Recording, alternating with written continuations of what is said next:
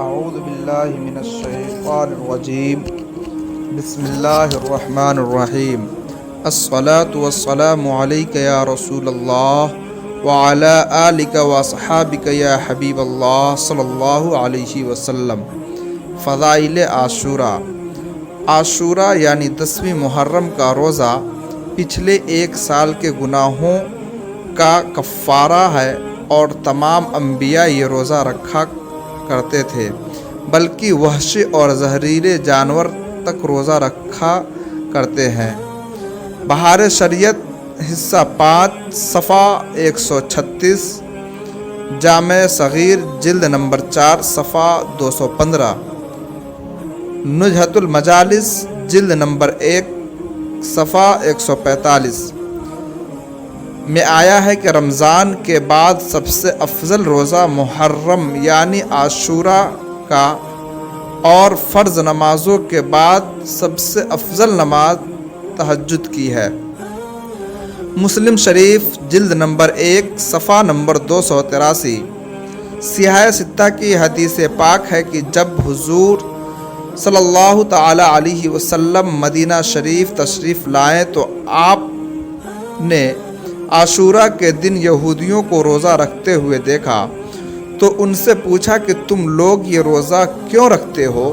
تو انہوں نے کہا کہ اس دن اللہ نے موسیٰ علیہ السلام کو نجات دی اور فرعون کو لشکر سمیت دریا میں ڈبو دیا، تو بطور شکرانے میں حضرت موسیٰ علیہ السلام نے اس دن روزہ رکھا، تو ہم بھی ان کے ماننے والے ہیں تو ہم بھی روزہ رکھتے ہیں۔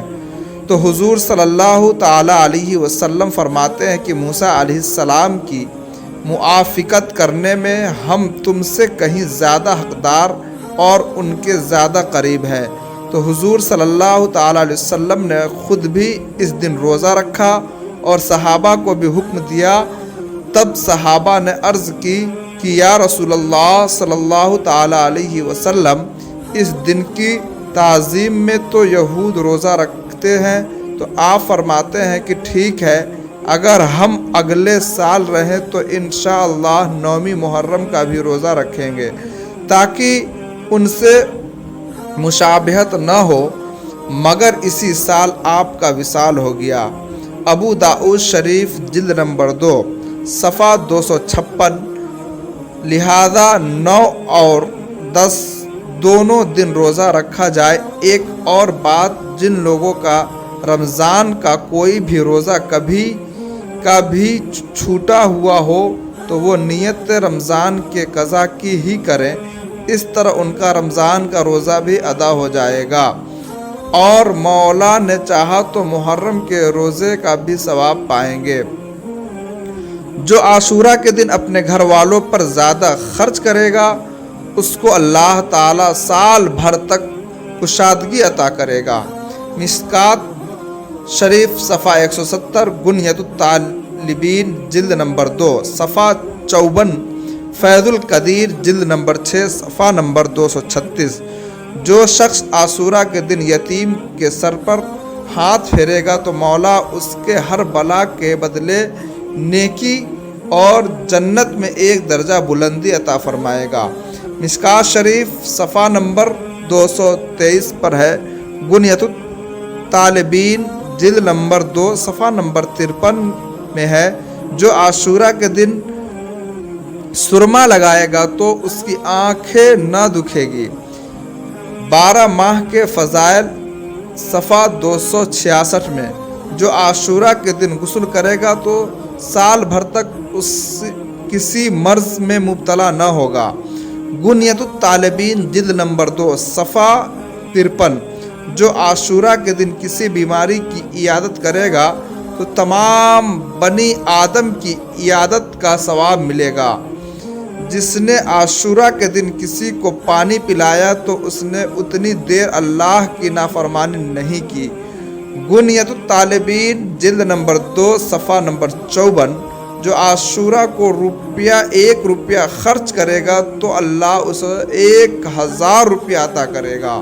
نزہۃ المجالس جلد نمبر 1 صفحہ 147، ایک شخص نے عاشوراء کے دن 7 درہم خرچ کیے اور سال بھر تک انتظار کرتا رہا مگر کچھ نہ ملا تو اگلے سال اس کا منکر ہو گیا۔ رات کو خواب دیکھا ہے کہ ایک شخص 7,000 درہم دے کر کے کہتا ہے کہ لے اے شب صبر، اگر تو قیامت تک انتظار کرتا تو یہ تیرے حق میں ہی زیادہ بہتر ہوتا۔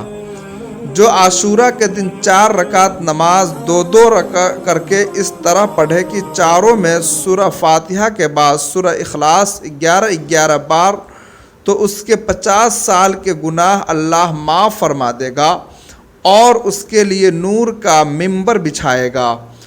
نجہۃ المجالس جلد نمبر 1 صفحہ نمبر 181 میں ہے۔